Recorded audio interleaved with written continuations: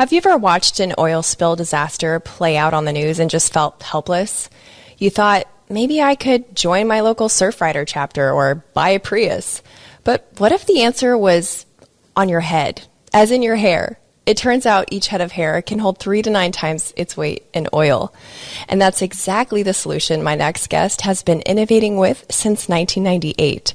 She's the president and co-founder of Matter of Trust, an environmental public charity turning discarded hair into oil cleanup solutions.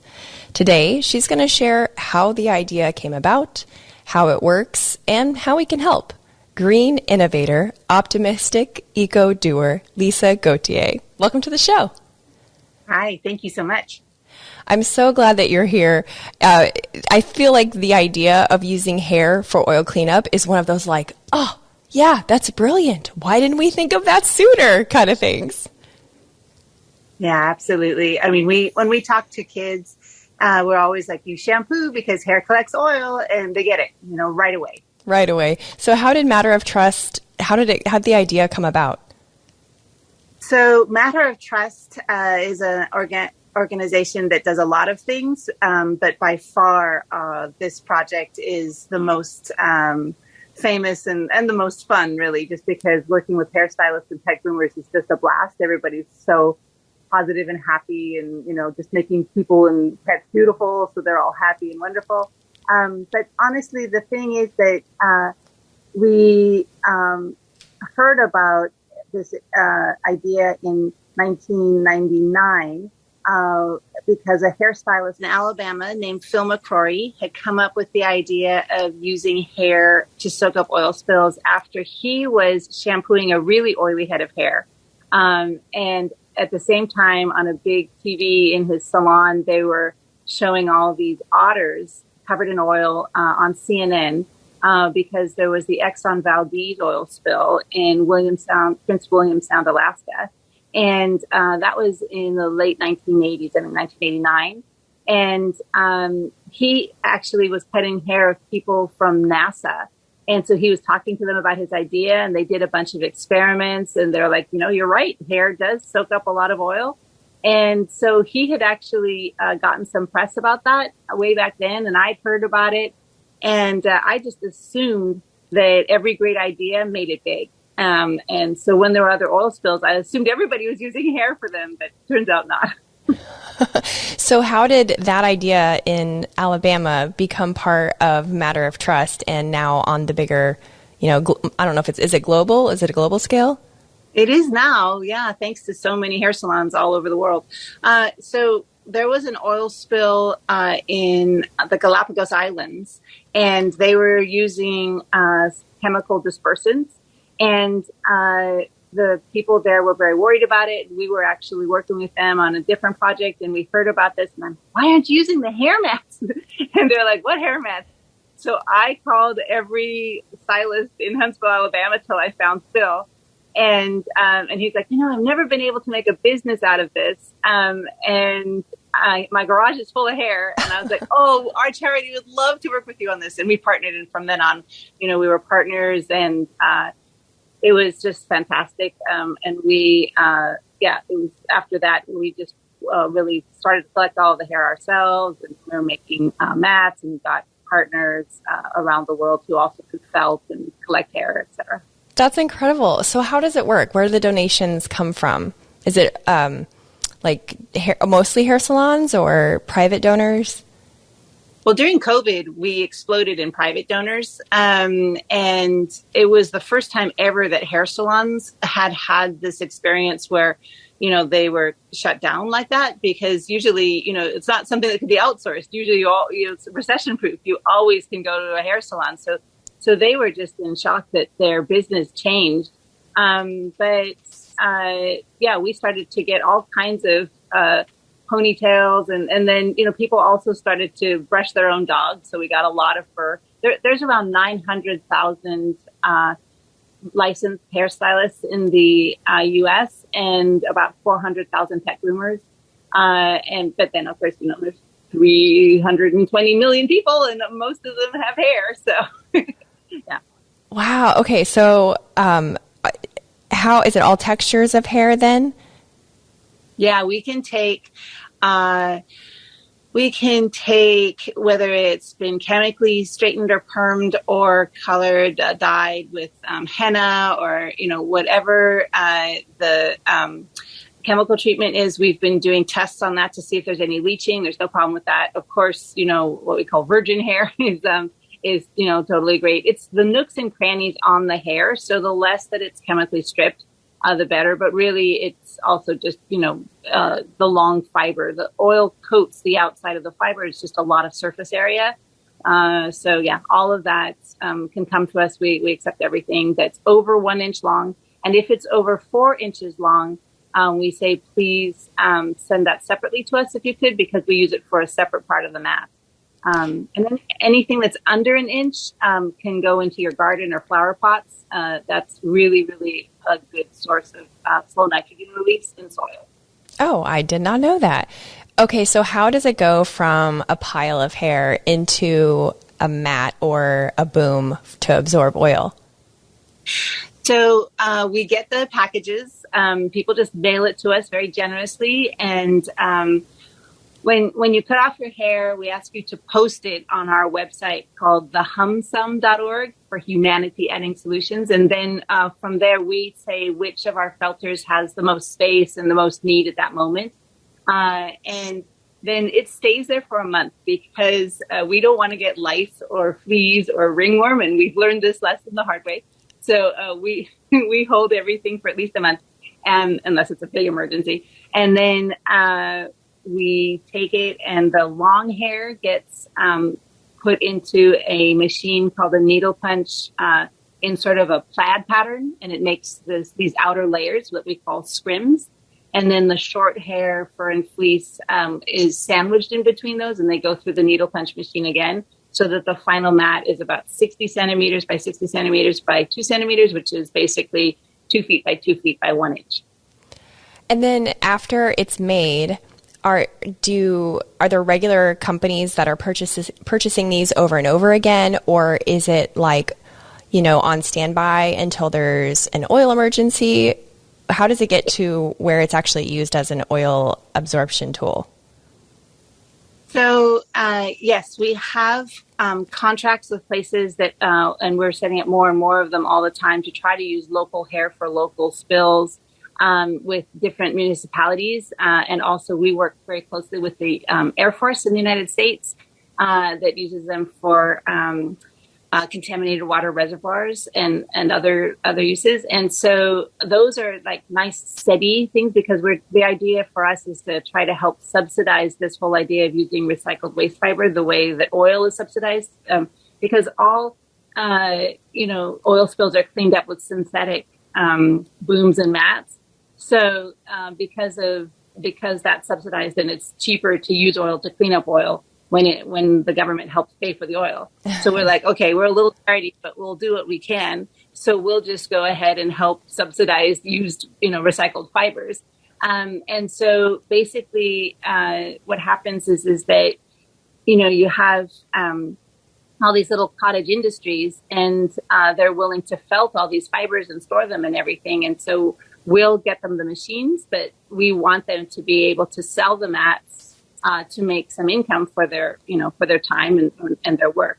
But most of the oil that gets into our waterways is through storm drains. 50% of it is just rain and fog mixing with the oil on the streets.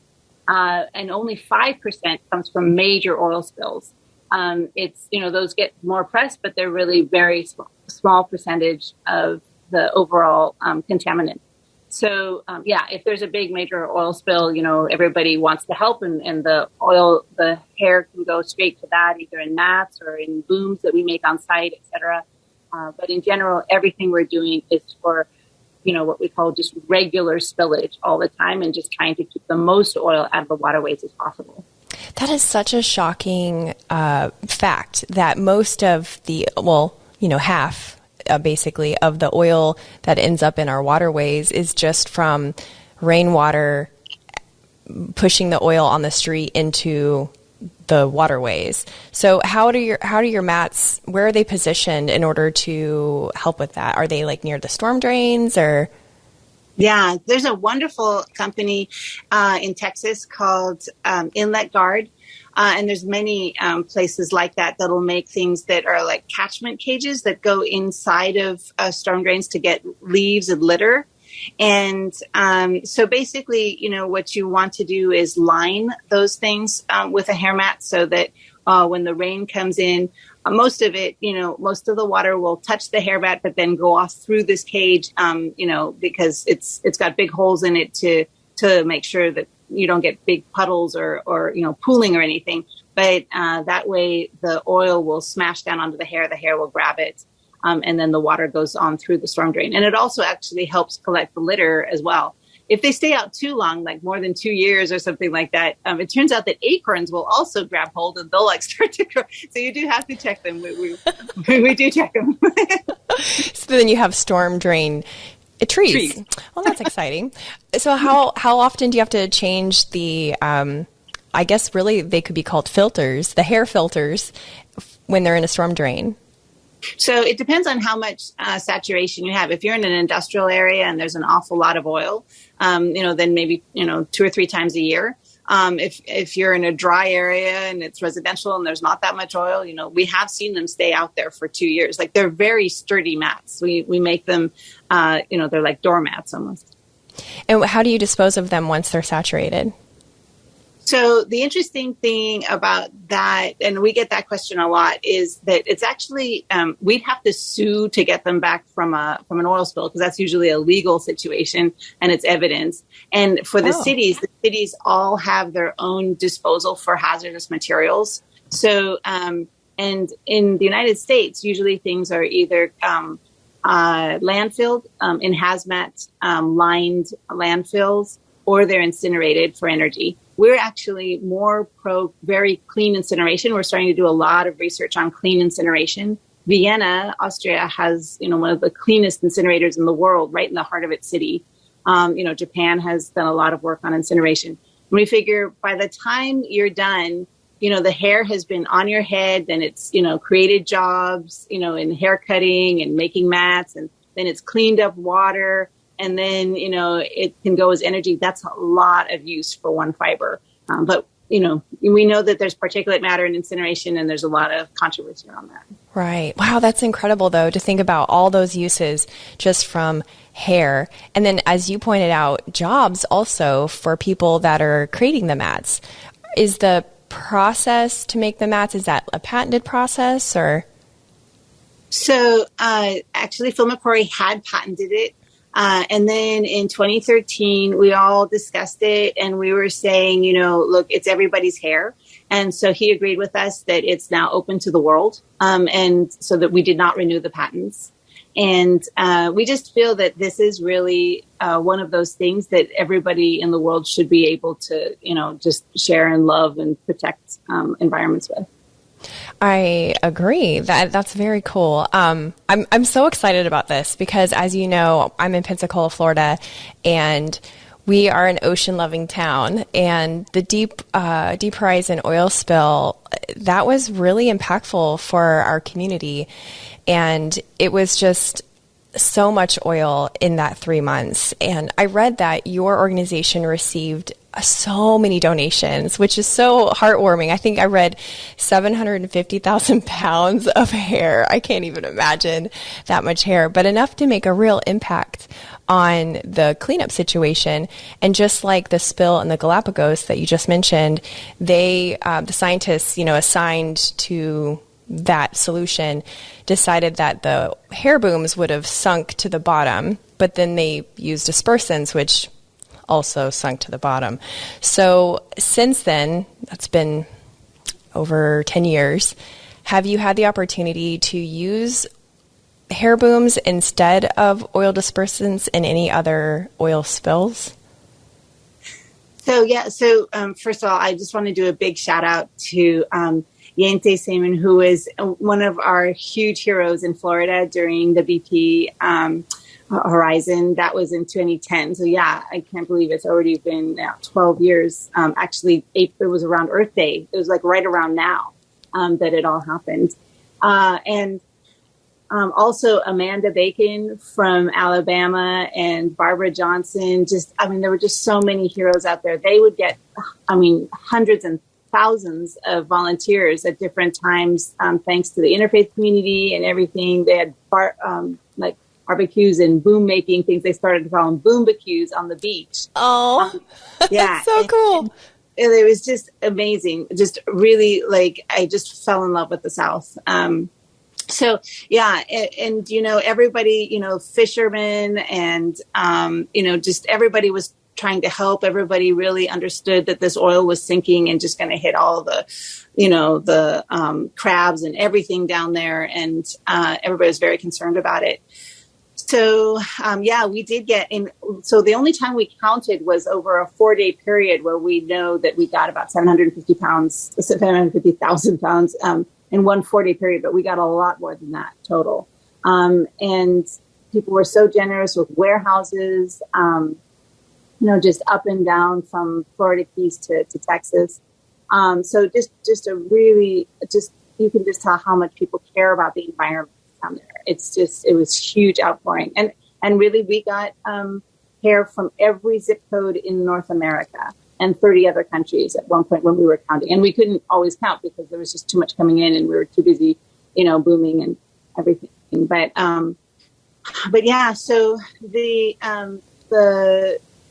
yes, we have been able to work with other spills and talking to different people around the world as well that are using local hair for spills like in Mauritius and, other places in Asia, especially, and even in Europe, in France, off the coast of France and places.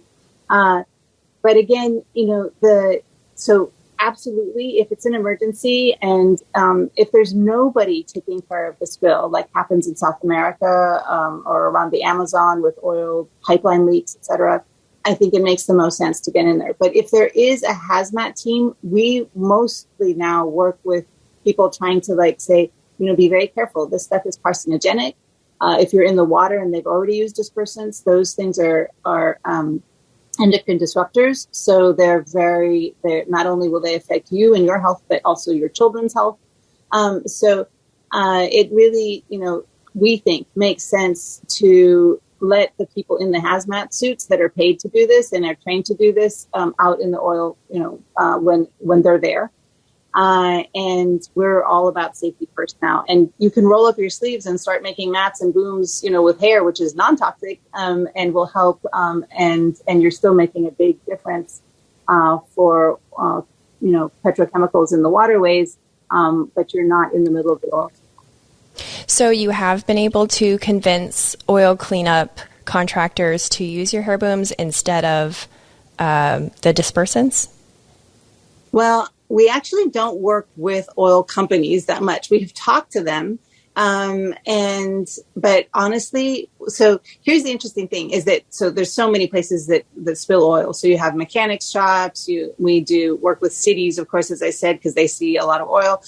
They also have the used motor oil collection sites, that need, mats. And we're working with the Air Force, as I said, which is our biggest, project.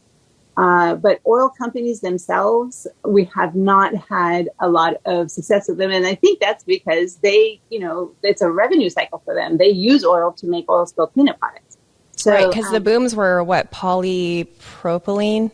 Yes. Which is an oil derivative. So they kind of, I don't know. I mean, they probably still come out in the negative, but like you said, they sort of benefit from using their own products. But the oil dispersant, that's the one that I'm, that for our community is the most worrisome because especially surfers, we were all really concerned. So is the dispersant from the oil company or is that a separate contractor that the oil companies use? Well, BP had its own Corexit. And so the interesting thing about that is that it was banned in the UK. So the fact that they used it here was pretty shocking. And they actually were told that they would be fined by the EPA. And they said, you know what, we'll go ahead and pay the fines. We think it'll be better than the lawsuits if we don't use it. But they had your hair though. If they were going to sink it all, I mean, I know like you don't like to be all in this stuff, so forgive me. But like, why didn't they just use the hair if they were going to sink the oil anyway? Excuse me. Well, so here's the wonderful thing about big companies is that there were people inside BP that wanted to use the hair. There were a lot of amazing people there.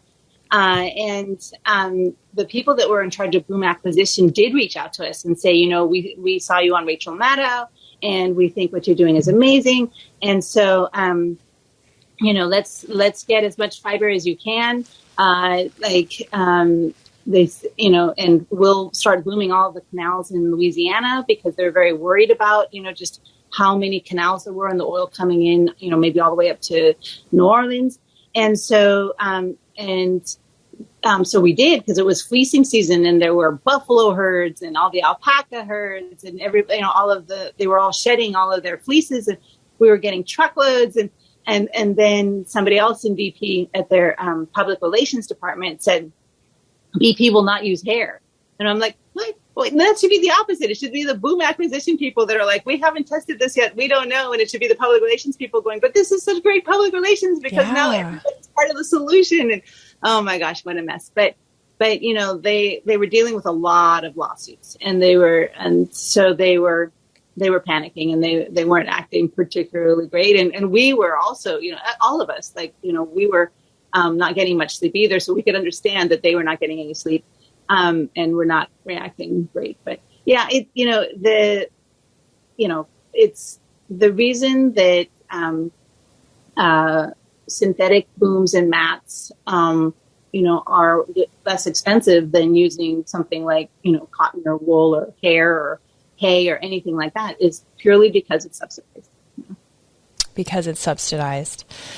Oh, that's so messy and really infuriating. But I'm glad that there's companies like you, and I'm glad that they're, you know, the more people that can know about this, that it's an option, you know, maybe that would provide more like pressure for others to force these companies into doing something like that. So if you could gain another big client, so the Air Force you mentioned, that's one of your top, but if you could gain another big client that would make a huge impact on oil cleanup, who's your dream client? Who do you wish was on board with your cause? Oh, we want municipalities, as many municipalities as we can get. That, you know, lots of times suburbs have those long, sort of newer storm drains. The old cities have round ones, and they usually use a gravel and what's called a witch's hat, something like a cone that goes inside. And so it's a very different system. But any municipalities that want to use inlet guards, that's ideal for us because they're just sort of long rectangular things that are shaped and they put these things in there and then we can just line them with hair mats and it gets the most bang for our buck. It gets the most oil off the streets and out of the waterways. So that would be great. You know, and of course mechanic shops and, you know, places like that. Our goal is to have 300 filters in the world. Right now we're at 10% of that already. We have over 30. And so our goal is to use local hair for local spills. We're a public charity, so we're not a company, but all of our felting partners, I shouldn't say that. There are some actually animal rescue felting partners that have their own fleece and husky fur and all of those good things. They're also nonprofits, but most of our partners are, you know, just people working out of their homes or out of studios and places like that, making these mats. And so, yeah, we want all of that to go to local spills. And if somebody's listening to this or watching it and thinks, wow, I want to be a part of that. I want to, you know, be a hair felter, or I want to donate hair, or I am the owner of a salon chain and I want to make sure that I'm contributing to this amazing cause. Where do they get started? What's like their, you know, the point where they can start that process? Yeah, matteroftrust.org. So, and if you go there, you'll see a little button on the top of the homepage that says, you want to donate hair? Which I'm sure everybody who goes there for something else must be like, You're like, what? But yeah, so go to matteroftrust.org and it'll set you off on the path to just have some information about if you want to set up a felting station, we send you a machine, and we have all kinds of information for you for that. And then if you want to donate hair, just one time or regularly, it'll have all the information about that, because we've set up a little environmental social media platform where we're having everybody post all of their hair, fur, and fleece. And then that way we can have a record of what's coming in from what zip code all over the world, so that we can show governments just how much people want to do this and just how much waste fiber is out there, and that it's all going into the waste stream unless we all start a global recycling system on it. So. That's so smart to use a social media platform as like evidence for data collection. I love that. That's brilliant.